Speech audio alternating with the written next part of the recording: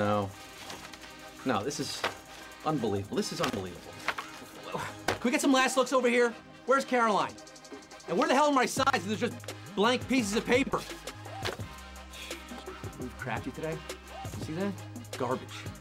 Did kill them to get some Greek yogurt? And some harmless coconut water? Is it that hard? Okay, enough.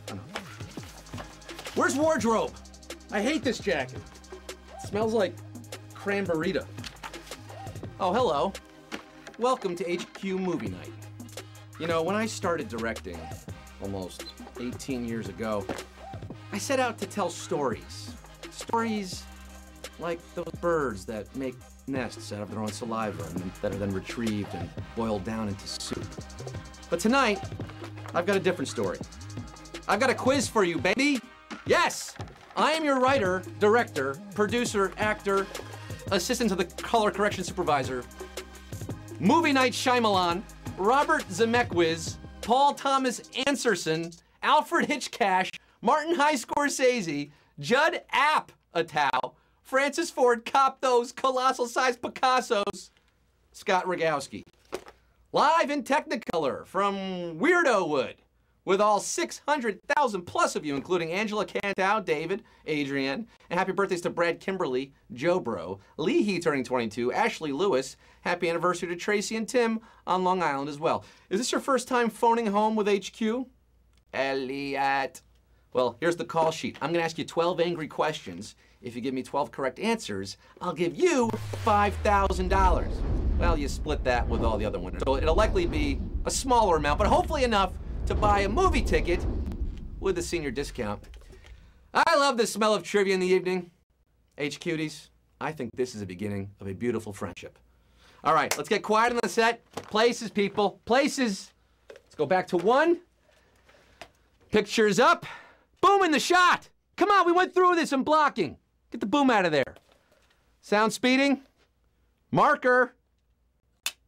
I said soft sticks. And action. Q1. Which of these films features a big ol' iceberg? Rocky, The Sixth Sense, or Titanic? Get this chair here. Can we get a PA? Now, Rocky features a small-time boxer in a leather jacket and wolf fedora. Sixth Sense features little old Haley Joel and a ghostly Bruce Will. But Titanic, that's the one with the ice, baby. Is there anyone there? Yes, what you see? Iceberg, right ahead! Thank you. Abolish icebergs, yes. Titanic is your answer here. 662,416. Feeling like king of the world tonight. The rest going down with the ship. Q2. Which of these is a real character in the Star Wars films? Spock, Kylo Ren, or Katie Heron? Star Wars, nothing but Star Wars. Give me those Star Wars, don't let them end. This question really separates the Trekkies from the Wookiees. Spock, there it is, Spock is Trek. Shirtless Kylo Ren is Star Wars. And Katie is Mean Girls. 546,918 saying, beam me up, Scotty. No, that's Trek. Into the garbage chute, HQties. At Q3, according to the end credits of Harry Potter and the Goblet of Fire, which creatures were not harmed? Wizards, dragons, or hobbits? And these bad boys were a big part of the Tri-Wizard tournament, remember that? And the filmmakers wanted to stress that no Hungarian horntails were harmed in the making of the movie. Hungarian horntails being dragons. Harry Potter and the dragons, 366,172 of you snatched the golden egg. The rest of you putting the dumb in Dumbledore. Oh no, I'm just kidding. I love you, but I couldn't resist that one. It was a hard question. Q4, which of these Disney films featured a future Batman? Muppet Treasure Island, The Mighty Ducks, or Newsies? Before he was doing that super corny Bat voice, I am Batman, and battling Tom Hardy and his super corny Bane voice, Christian Bale was just a fresh-faced newsie trying to sell papers and dreaming about Santa Fe. Newsies is your answer at Q4 and 161,456. You knew that one. The rest of you, what F are you walking through here? What the F is up with you? What effing don't you understand?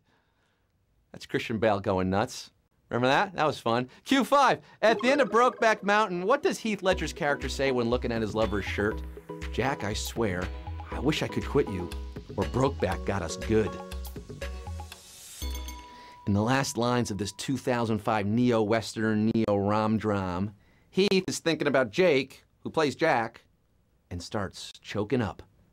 Roll tape.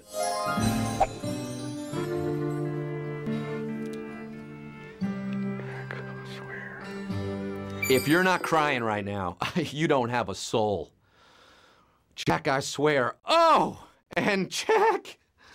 Oh, Jack, I swear we have a savage question. Yes, we do. Boom in the shot. 29,917 getting this one right. But 150,000 gone. You're gonna leave this broke down palace. We're down to just 29,000. A shade under 30K after starting with over 600,000. At the halfway point, Q6, which of these films has the same director as The Nightmare Before Christmas? Monkey Bone, Edward Scissorhands, or Bram Stoker's Dracula? It's not The Big Nightmare, it's just a nightmare. Even though Nightmare Before Christmas has Tim Burton's paw prints all over it. Oh, I'm sensing another savage question. It was merely produced and conceived by Burton. It was actually directed by Henry Selick, the same man who did Coraline, James and the Giant Peach, and the 2001 Brendan Fraser flop, Monkey Bone. The Nightmare Before Christmas. No monkeying around here. Who's getting boned on this question? Oh, boy, Alberto. Oh, the HQ manatee.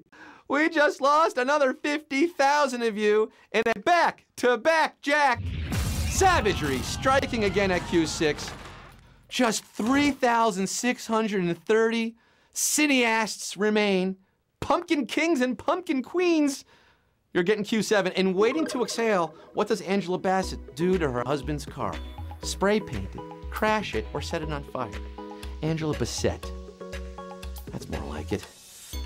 In this game-changing movie directed by Forrest Whitaker, Angela Bassett sets her philandering husband's car and personal possessions on fire. Arson has never looked cooler. His car is on fire! 7,116 of you can just relax. You're doing fine. Breathe. Exhale. We're waiting for Q8. Okay, let's not wait for it. Give it to me. The final music performance in Pitch Perfect samples a song made famous by which film? Back to the Future, The Breakfast Club, or Dirty Dancing? It's the movie that started a cappella mania in 2012 and spawned 2 more movies. In the original, Anna Kendrick and the Bellas wail on a medley of Price Tag, Give Me Everything Tonight, and Simple Minds, Don't You Forget About Me. From The Breakfast Club, of course. Don't mess with the bull, young man. You'll get the horns. Breakfast Club's your answer. 4,903 of you are fist pumping along with Judd Nelson. On to Q9. Which of these films stars an actor who once gave a 5-word Oscar acceptance speech? Home Alone, In and Out, or Junior? When it comes to short and sweet speeches, it's hard to beat. It's my privilege. Thank you. But that's what you get from the short and sweet Joe Pesci, who won the Best Supporting Actor Award for 1991's Goodfellas. He was also one half of the Wet Bandits in Home Alone, baby. Ooh, split up pretty good here. 1,818 of you got this right.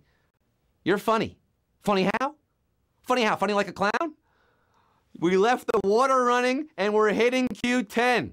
Which of these movies featured a breakout character based on the host of Diners, Drive-Ins, and Dives? Anchorman, Bridesmaids, or The Hangover? Diners, Drive-Ins, and Dives. She had been working for years before hitting it out of the park in this 2011 wedding party romp with a role that Melissa McCarthy says she based on the inimitable Guy Fieri. I'm a very hungry bear. Well, I guess he's not so inimitable. Melissa imitated him pretty well right there.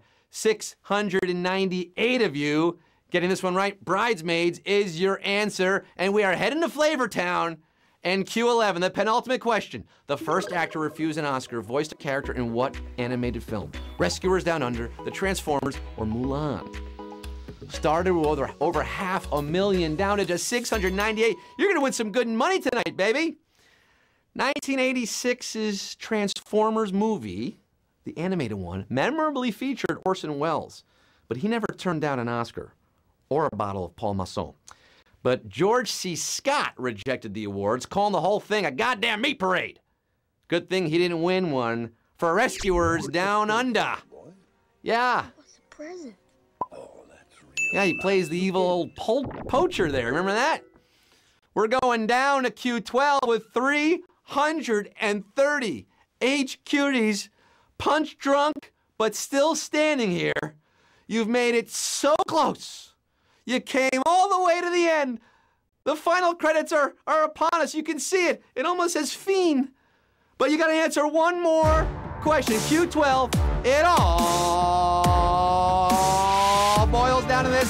$5,000 is the prize tonight. It's better than an Oscar, better than a Golden Globe. It's cash. You're going to win some good ones. Bills, dollars, Q12. In Deep Blue Sea, what is the last thing Samuel L. Jackson says before the shark gets him? Seal off this pool if we stick together or when we get out of here. Oh, Samuel delivers a Shakespearean monologue in this pivotal scene from this pivotal 90s flick. Do you remember it? Now you've seen how bad things can get and how quick they can get that way. Well, they can get a whole lot worse. So we're not going to fight anymore.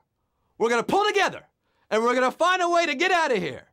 First, we're going to seal off this pool, and then it gets eaten by the shark. And 73 of you on a Savage Q12 are our winners, baby!